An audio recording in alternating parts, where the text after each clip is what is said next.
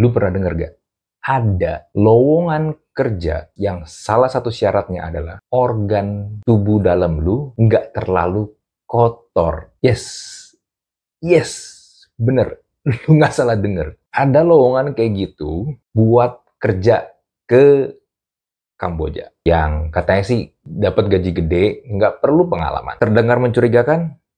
Yes, memang. Karena lowongan kerja itu bukan lowongan kerja biasa, tapi itu pintu masuk ke dunia gelap scam digital yang berantai dan berlapis-lapis. Dan juga sebenarnya itu adalah kode mereka itu butuh lu sehat, karena kalau lu nggak nurut, lu bisa dijual literally. Mari kita bedah di episode Thinking Room kali ini.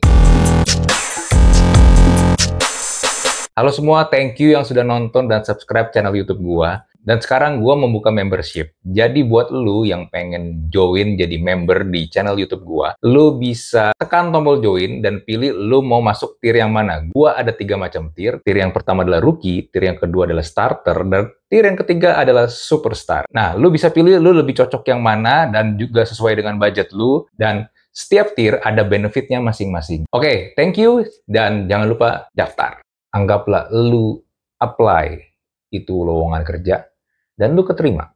Dan akhirnya lu pergi ke Kamboja. Sampai di sana, paspor lu disita. Lu dikasih kamar sempit dan langsung di training untuk nipu orang dari berbagai negara, termasuk Indonesia. Terus kerjanya ngapain aja? Bisa salah satu dari ini.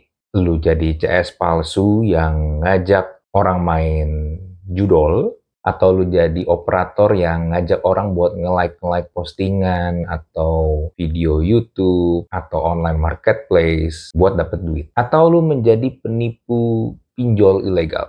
Atau lu menjadi scammer love scam. Lu PDKT online sama orang yang berujung lu meras orang tersebut. Nah, ini dikasih target harian. Harus bisa dapat korban baru sampai lu dapetin uang orang tersebut, dan kalau bisa lu ngajak orang lain tersebut juga gabung sama lu. Ya, kayak member get member.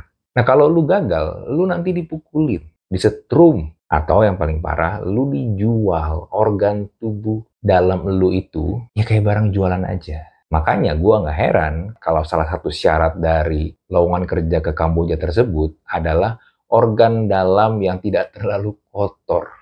Ya karena pada akhirnya ini menjadi perdagangan manusia. Perdagangan organ tubuh manusia malah.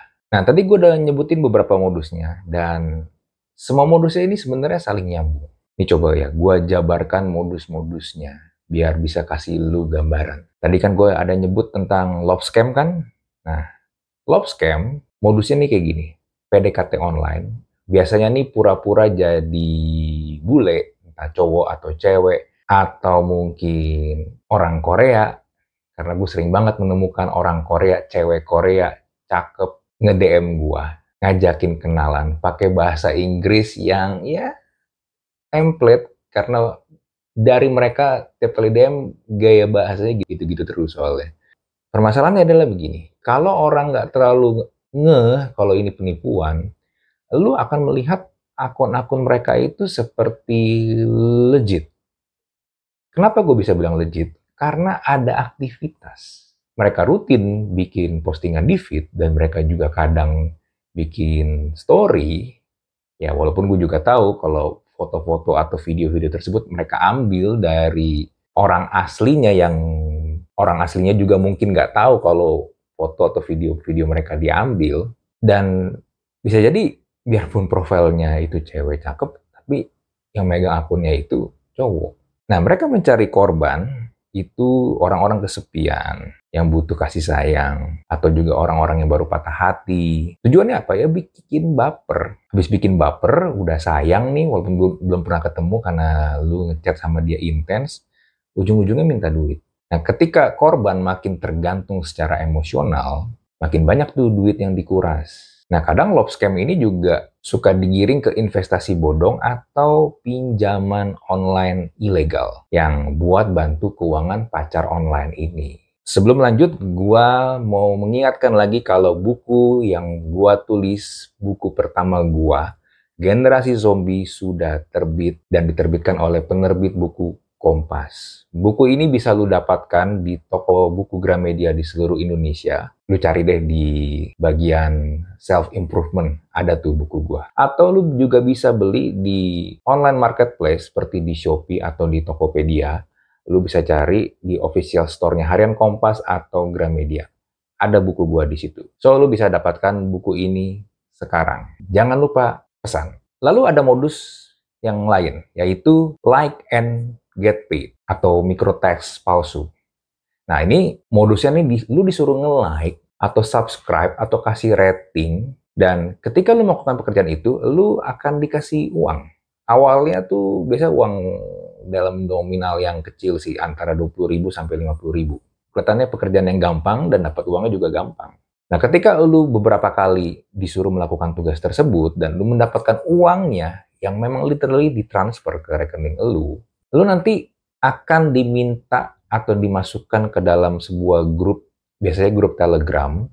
Di situ akan ada banyak orang, seakan-akan ada banyak member di situ, dan di situ lalu dikasih tugas yang lebih advance. Sampai nanti lu akan diminta untuk melakukan tugas yang nominalnya lebih besar yang bisa lu dapetin. Jadi unlock tugas baru. Tapi syaratnya, lu harus stop up. Ya, lu harus store duit dulu ke mereka. Misalnya untuk mendapatkan penghasilan 200.000, lu disuruh top up 100.000.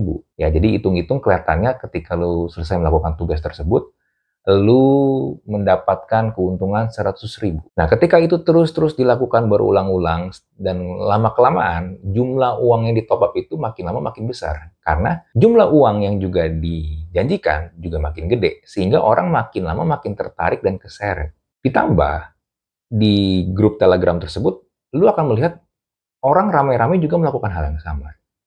Jadi, lu merasa ini adalah sesuatu yang legit.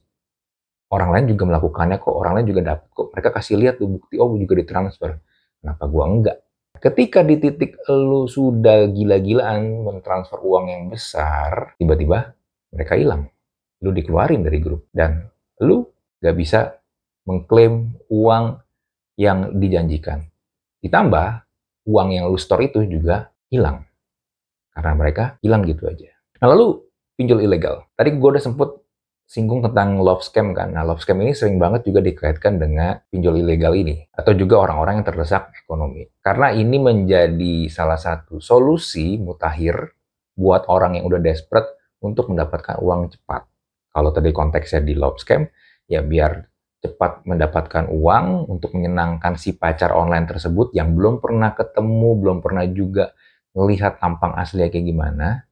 Tapi yang penting gue harus menyenangkan dia. Diambillah solusi pinjol ilegal yang secara kebetulan biasanya juga direkomendasikan sama si pacar online tersebut. Nah, ketika lu udah melakukan pinjaman di sini, udah platformnya lah ilegal, bunganya nggak kira-kira, dan lu bakal diteror, dan kontak lu bakal disebar kemana-mana. Nah, ini juga masih bagian dari scam center tersebut. Nah, lalu juga ada judol. Ini sama, juga menjadi bagian dari scam center tersebut. Bikin lu ketagihan, uang lu habis, ntar berujung juga ke pinjol ilegal yang mereka punya. Pokoknya uang lu dikuras habis-habisan. Nah, pertanyaan sekarang siapa yang jalanin? Banyak para pelakunya ini sebenarnya adalah WNI juga. Operator-operator dari atau admin-admin mereka itu adalah warga negara Indonesia yang sebenarnya menjadi korban. Karena mereka tadi mengambil kesempatan untuk lowongan kerja ke Kamboja tersebut, karena mereka udah terjebak, mereka akhirnya ya dipaksa untuk menipu sesama orang Indonesia.